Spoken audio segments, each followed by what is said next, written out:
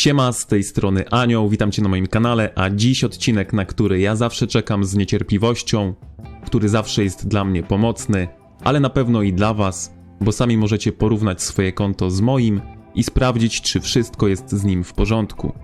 Czy progres konta nie jest zaburzony w jakimś stopniu. Ale zanim przejdziemy do szczegółów, zapraszam oczywiście do pozostawienia subskrypcji dla tych, którzy jeszcze tego nie robią, łapki w górę, aby dać mi znać, że takie podsumowania Was interesują, dzwona z powiadomieniem. Jak wiecie, nie spamuję filmami, więc algorytm YouTube może Wam ich nie pokazywać po jakimś czasie, a jeśli chcecie pogadać o grze, to zapraszam na serwer Discord, gdyż korzystanie z czatu w grze jest dla mnie niewygodne i niepraktyczne, dlatego niechętnie z niego korzystam, więc tutaj mogę Wam czasem nie odpisać, a wręcz z reguły tutaj nie odpisuję. A na Discordzie zawsze możecie znaleźć kogoś do pogadania, link w przypiętym komentarzu, a my przejdźmy do konta. Jak widzicie, sezon się niedługo kończy, więc to idealny czas na podsumowanie. Zaczął się mniej więcej 3 lutego, więc trwał 2,5 miesiąca. No i sprawdźmy, co przez te 2,5 miesiąca udało nam się zmienić na koncie. Zacznijmy od tych ogólnych statystyk, od mocy. W tym sezonie nasza moc wzrosła mniej więcej o 6 milionów, już nie bądźmy tacy drobiazgowi, mówię o ogólnej mocy. Moc budynków wzrosła o 1 milion. Zrobiłem sobie troszkę tych budynków gospodarczych, żeby mieć większą produkcję. Trochę gemów na to poszło, ale myślę, że koniec końców tak czy siak warto. Wiecie, to jest zawsze ten pasywny przychód, więc można powiedzieć, że tak zwany za darmo, chociaż nie jest to za darmo, bo jest to dzięki naszemu włożonemu wysiłkowi, ale pasywny przychód jest zawsze przyjemny. Moc technologii wzrosła mi o 2 miliony. No, można powiedzieć, że o 2,5, bo tam jeszcze troszkę te badania przyspieszę, które teraz robię, więc kolejne 0,5 miliona mi wpadnie. Moc legionów wzrosła mi o 1 milion. No i moc bohaterów wzrosła mi o 0,5 miliona. Na tę moc bohaterów składają się chyba artefakty, ale do nich przejdziemy później, a troszkę tych artefaktów udało mi się w tym sezonie zdobyć. Przejdźmy sobie teraz do VIP-a, może zaczniemy od VIP-a. Bo tutaj mamy bardzo przyjemną statystykę logowań pod rząd. Gram już w tę grę 439 dni, 11 poziom VIP-a, 284 tysiące punktów. Brakuje mi do 12 poziomu VIP 65 tysięcy, a jak doskonale wiecie, poluję właśnie na 12 poziom ze względu na dodatkowy klucz do kompendium artefaktów. Żeby te artefakty lepiej nam leciały, wiecie, no, na free to play potrzebujemy artefaktów, a to jest najłatwiejszy sposób, żeby mieć do nich dostęp. No i 12 poziom oczywiście zagwarantuje nam bonus do prędkości badań, co w zdecydowanym stopniu przyspieszy naszą podróż do T5. A teraz przejdźmy do tej rzeczy, która nas blokuje przed T5. Zaczniemy może od strzał. Jak widzicie, poziom mam 23 wieży strażniczej. W ten sezon wchodziliśmy z 22 poziomem wieży i z 0 strzałami. W tym sezonie udało mi się zdobyć strzał na 23 poziom oraz troszkę nadwyżki mamy. Chyba tam 150 strzał nadwyżki, więc można liczyć, zaokrąglimy to również. 2700 strzał w tym sezonie nam poleciało, więc dosyć przyjemnie, na pewno lecą dużo szybciej niż wcześniej. Leci ich dużo więcej, a co do harfy zgromadzenia, to ten sezon zaczynałem z 22 poziomem i 1500 traktatów na koncie. Aktualnie mamy 23 poziom oraz 1700 strzał na koncie, więc tutaj również 2700 traktatów nam poleciało w tym sezonie. Zdecydowanie więcej niż przypuszczałem, a muszę przyznać, że pasek wykorzystywałem głównie na bicie mrocznych, więc na zdobywanie strzał. Worki, co prawda, korzystałem na zdobywanie traktatów, czyli biliśmy forty, ale i tak jestem w pozytywnym szoku, że aż tyle tych traktatów poleciało. Jakbyśmy utrzymali takie tempo zbierania tego wszystkiego, to 2,5 sezony i te budynki będą wymaksowane.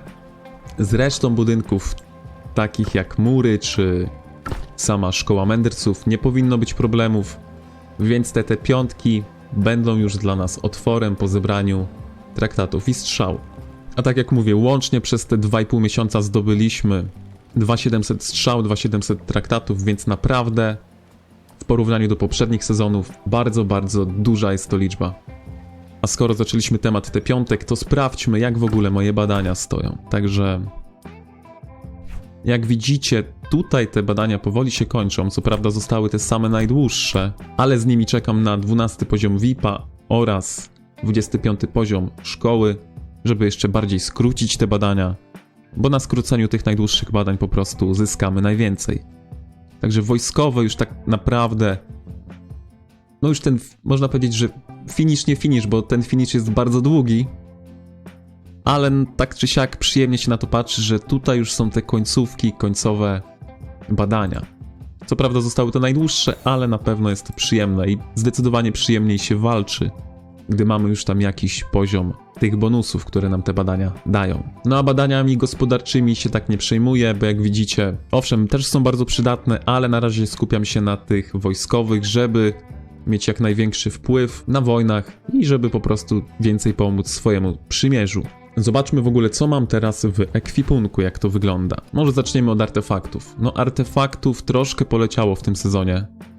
Nie pamiętam, które miałem wcześniej, które nie, ale jak widzicie, pula legendarnych na pewno się poszerzyła do tego poprzedniego sezonu. Poza tym bardzo często, niestety, bo kilkukrotnie w tym sezonie dostałem już pióro źródlanego ptaka, mam już 3. poziom tego przedmiotu, na który, powiem szczerze, nie poluję. Mam 2. poziom królobójcy, który no jest niby ok, ale wolałbym zdecydowanie legendarny przedmiot do łuczników. A tak póki co, jak widzicie, moi łucznicy biegają z rozrywaczem serc oraz z tym nowym przedmiotem mścicielem o stalowym sercu, który jest bardzo naprawdę przyjemny.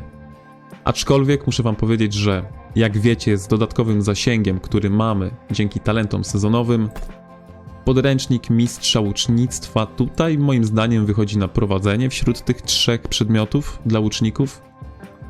Z tego względu, że on nie wymaga tego zasięgu, żebyśmy byli w zasięgu, po prostu daje nam 18% ataku na 20 sekund, więc bardzo przyjemny bonus, no i po prostu go zawsze otrzymujemy z tego aktywu. A tutaj niestety obrażeń nie zadamy, jeśli nie zbliżymy się na wystarczająco bliską odległość. Także jeśli ktoś się zastanawia i nie ma jeszcze takich legend, chociaż wątpię w to, żeby ktoś nie miał legendy do łuczników poza mną, to naprawdę podręcznik mistrza łucznictwa z tymi talentami sezonowymi jest jak najbardziej przydatny. Zobaczmy, co tam mamy jeszcze w tym ekwipunku. Surowców nie liczę, ale jak widzicie, surowców nam nie brakuje. Nie otwieram tych paczek, żeby to nie kusić. Już raz mnie spalili. A tak, chociaż są bezpieczne tutaj w plecaku. Ale skoro many mam prawie 1 miliard, to reszty surowców raczej powinienem mieć około 1,5 albo 2 miliardów. Także na surowce nie narzekam. Przyspieszenia są bardzo ciekawe. Otóż przyspieszeń badań... Nie, zaczniemy od przyspieszeń budowy. Budowy mam 47 dni. Przyspieszeń badań mam 16 dni, trochę ich użyłem. Ale jak wiecie, no moc wzrosła sporo w tym sezonie w porównaniu do poprzedniego. W poprzednim sezonie chyba tam 3 miliony nam moc wzrosła. W tym moc wzrosła o 6,5 miliona, więc troszkę wykorzystałem tych przyspieszeń, ale myślę, że ogólnie było warto. Zdecydowanie przyjemniej się tak walczy, jeśli już coś robimy na tym polu. Przyspieszeń treningu mam 117 dni, a przyspieszeń uniwersalnych mam około 200 dni. Póki co te przyspieszenia się kiszą, ale tak jak mówię, zobaczymy, czy ich użyję, czy ich nie użyję. Z tego względu, że odblokowanie T5 to jest jedno, a wyszkolenie to jest drugie. I koniec końców wiem, że dla dobra konta lepiej byłoby wykorzystać te przyspieszenia dla wyszkolenia jednostek niż na przyspieszenie badań, no bo badania tak czy siak się wkrótce skończą, jeśli je zrobimy, a wojska nigdy nie będziemy mieli za dużo. Poza tym i tak póki co będziemy blokowani przez harfę i przez wieżę, więc zobaczymy, no to jest temat otwarty na pewno. Jeśli chodzi o resztę rzeczy w moim ekwipunku, to jak widzicie, wzmocnienia sobie zawsze kupuję na targu goblinów, kiedy tylko mam okazję. Eliksirów trochę zostało. Kluczy trochę mam, zbieram je na opening. Postaram się uzbierać 1000 kluczy, albo ewentualnie poczekam na nową frakcję. Być może wtedy do skrzyń dodadzą nowego bohatera pod frakcję, więc będziemy na niego polowali. A uniwersalne klucze artefaktów cały czas otwieram, żeby zdobywać te artefakty, bo jak wiecie, nadal nie mam tych, które bym chciał. Reszta rzeczy mało istotna. Na pewno legendarnych medali mamy trochę więcej. Z tego względu, że na Smoczym Szlaku tu już nie kupujemy sobie. Odbiorę sobie teraz. Nie kupujemy sobie tokenów Indies, tylko kupuję właśnie złote medale, które nazywam gwiazdkami. A dalej w ekwipunku to chyba nie mamy nic ciekawego. No, trochę mam mało, bo mało tokenów do naszych legendarnych bohaterów. A skoro jesteśmy przy bohaterach, to możemy przejść do bohaterów, bo tutaj dalej już nic ciekawego nie ma. Jak widzicie, 3 bohaterów mogę ulepszyć, ale nie chcę tego robić z tego względu, że czekam jak idiota tu na możliwość zablokowania umiejętności, o której wspomnieli już chyba z pół roku temu, a na pewno to było przed początkiem nowego roku. No i jak na razie nic w tym temacie się nie dzieje, a ja czekam jak kretyn z moimi tutaj tokenami, które chcę wykorzystać na pierwsze 3 umiejętności, na przykład u Fregar. U Welyna nie chcę na pewno ulepszać 4. umiejętności, uważam, że jest najsłabsza. Wolę, żeby te tokeny poszły gdzieś tutaj w 1. albo 2. umiejętność. Na u Kinary również planuję zrobić pierwsze 3 umiejętności. A przebudzać, jak doskonale wiecie, nie zamierzam żadnego bohatera, gdyż zajmie mi to zbyt wiele czasu i wysiłku. Wolę mieć 2 średnich bohaterów niż 1 przebudzonego. No a reszta bohaterów tak szybko przeskoczę, żeby wam pokazać, jak mniej więcej wyglądają. Najsilniejsza na ten moment byłaby chyba Kinara, ale w ogóle to ustawmy sobie ich za pomocą mocy, żeby byli posortowani. Także najsilniejsza jest Gwan, ale to ze względu chyba na przedmiot oraz peta. No i oczywiście jest przebudzona, no i te gwiazdki ma 5 tutaj, więc to też zawsze coś daje. Ta odporność na atak. Waldyr również ma fajnego peta oraz całkiem przyjemny przedmiot. Co prawda z pasywki nie korzystam, bo nie mam Lilii, a nikt inny nie potrafi poparzyć za pomocą tego przedmiotu. Ale no, lepiej mieć legendę niż epicki. Bakshi w ogóle jest wysoko. Nie wiem czemu, z jakiej przyczyny. A, bo on ma tutaj maskę, też ma dobry przedmiot. Ta maska jest naprawdę bardzo przyjemna. No i peta, który też trochę mocy mu tutaj daje. Tego peta w ogóle pracuję nad nim stale. Zamierzam wszystkie umiejętności tutaj zrobić na 2, potem go troszkę poprawimy mu atrybuty.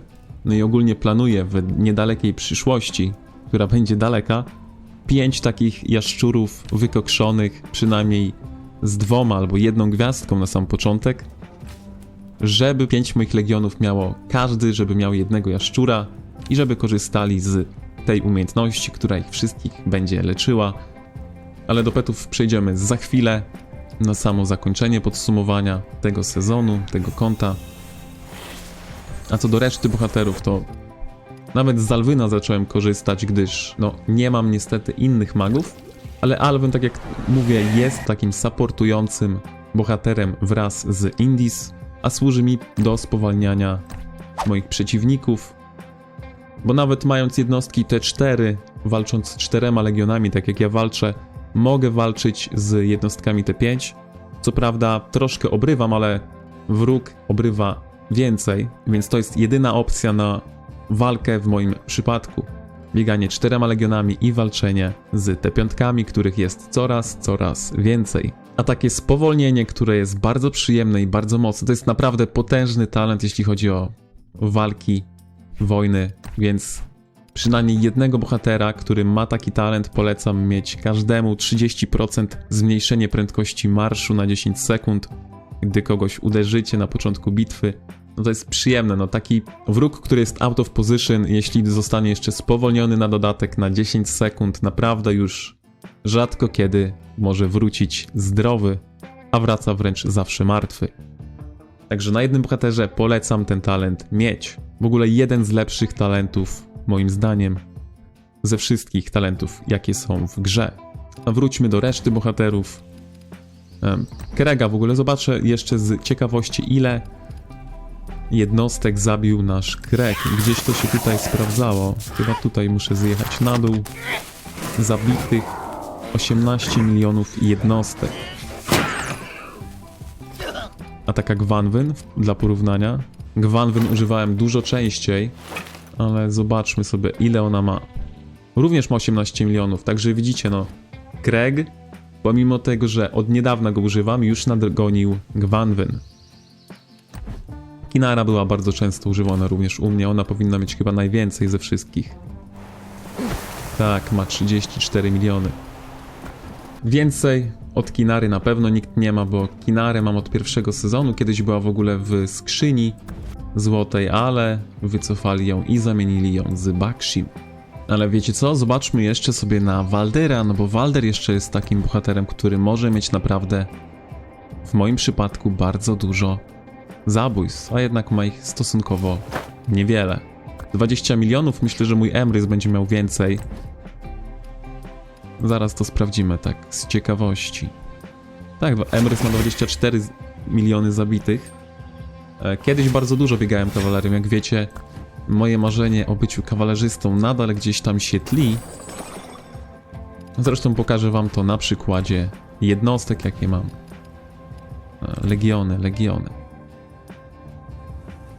Mam najwięcej oczywiście jednostek kawalerii. Drudzy są łucznicy oraz trzeci chyba magowie. Trochę ich jeszcze w szpitalu jest, ale jednostki same w sobie nie są aż tak ciekawe. Przejdźmy sobie do petów i zobaczmy, co ja tutaj mam. Na pewno mam takie pety jak Ptak Nocy, którego będę regenerował.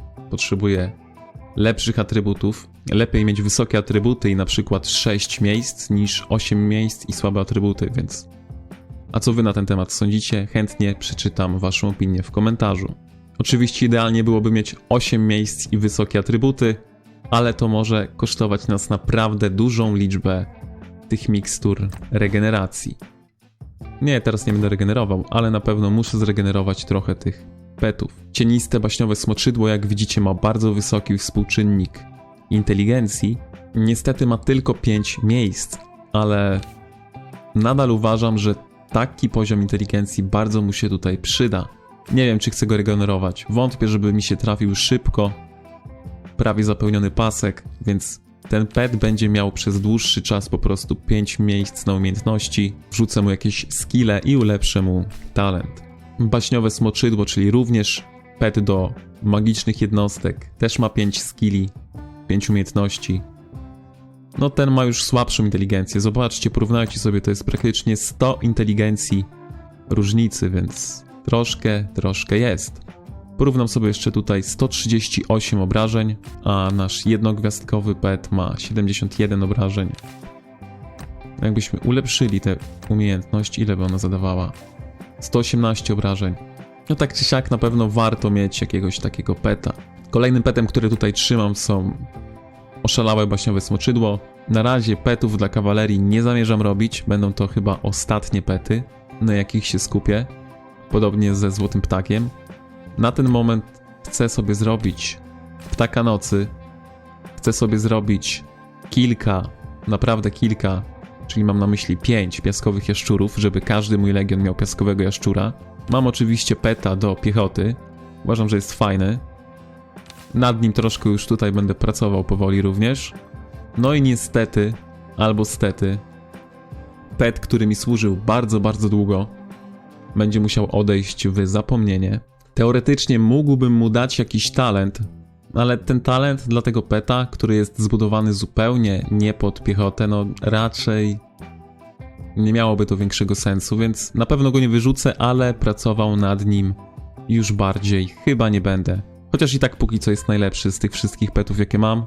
Ale skoro teraz możemy ulepszać nasze talenty i je dodawać do petów, to myślę, że nieposiadanie talentu jest w tym momencie błędem. Wtedy jeszcze takim błędem nie było, gdy nie było tej możliwości ulepszania umiejętności, ale teraz na pewno posiadanie talentu można powiedzieć, że jest must have, ale z drugiej strony, jeśli byście nie mieli talentu na jakimś pecie, to możecie go szybko wymaksować, jeśli nie ma talentu, no bo wymaksowanie samego talentu zajmie na pewno bardzo dużo czasu. Zobaczmy to na przykładzie tego peta. Jak widzicie, mam już jedną gwiazdkę podstawową i jedną gwiazdkę użyliśmy do ulepszenia go. Tak wygląda po ulepszeniach. Natomiast takie ulepszenie i wymaksowanie wszystkich umiejętności łącznie z talentem na 3 gwiazdki będzie bardzo czasochłonne. A w przypadku takiego peta, który nie ma talentu, gdybyśmy chcieli jakąś umiejętność ulepszyć, to zawsze możemy ją po prostu kupić. No a oczywiście poprzez kupienie takiej umiejętności zdecydowanie szybciej ją ulepszymy, chociażby na te 3 gwiazdki. Co prawda wielu przyjemnych umiejętności nie możemy po prostu kupić. Lwia część z nich może zostać zdobyta jedynie poprzez wypuszczenie peta albo dostanie go z losowania za te serca. No ale na pewno takie kupienie 2-gwiazdkowych skilli i ulepszenie ich byłoby zdecydowanie lepsze. Przejdźmy sobie do sklepu. Jak widzicie, jeszcze skilli nie kupowałem. Mam tutaj dostępne i muszę coś sobie kupić. Muszę zdecydować, co kupić przed końcem sezonu. Najlepiej oczywiście byłoby chyba kupienie, nie przeliczałem tego, od razu mówię, ale chyba kupienie 2-gwiazdkowych skilli byłoby najlepsze, żeby przyspieszyć proces ulepszania peta do 3 gwiazdek. Popatrzę sobie jeszcze, które chcę zrobić, którego peta chcę zrobić, które umiejętności chcę zrobić. Muszę to zrobić na pewno przed końcem sezonu, no ale jak widzicie, nad petami dopiero będę pracował. Mikstur regeneracji mam ponad 500. Jest co robić. Zrobię to może nawet po odcinku. Tak się prezentują moje pety. Póki co nic specjalnego tutaj nie mamy, ale myślę, że tragedii również nie ma. Tak jak mówię, w ciągu tych 3 dni do końca sezonu muszę się za nie zabrać. A co do samego sezonu i mapy, to uważam, że bardzo przyjemny to był sezon. Dużo się działo, dużo walk. Nie było tutaj tych krasnoludów, więc walki były praktycznie już po otwarciu bram pierwszych, co bardzo moim zdaniem przyspiesza rozgrywkę i tak pobudza ludzi do grania, bo te krasnale po prostu uśpiły w ostatnim sezonie. Chyba czekaliśmy 1,5 miesiąca na pierwsze walki w ostatnim sezonie, więc naprawdę można było tam usnąć, a tutaj nie było czasu na spanie. Sezon oczywiście wygraliśmy. Smok zdobyty przez FSK, ale nagrody sezonowe oczywiście w jakimś stopniu zostały podzielone. Możecie zobaczyć, że mam nagrodę za smoka. Bardzo mi się przyda. A co sobie wezmę jako nagrodę główną? Raczej celuję... Nie wiem, czy VIP-a po prostu nie wezmę, wiecie, no to jest 8000 punktów VIP-a. Całkiem dużo jak na konta free-to-play. Oczywiście, jeśli nie jesteście free-to-play, to polecam wziąć jakiegoś skilla do peta, który was interesuje. To jest bardzo mocny skill, Ten jest średni, ale ten jest przyjemny akurat. Super kontynuacja chyba też jest ok dla kontynuacji.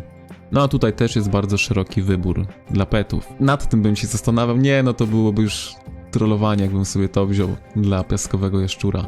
Raczej polujcie w, nie wiem, może w super spustoszenie, super koncentrację. Na pewno jest tutaj większy wybór. Ale ja, tak jak mówię, wezmę sobie punkty VIP, żeby mieć tą 12 i mieć dostęp do jakichś artefaktów. Jak wygląda moje konto już doskonale wiecie. Myślę, że to był bardzo udany sezon pod względem rozwoju, bardzo udany sezon pod względem rozgrywki, bardzo przyjemny.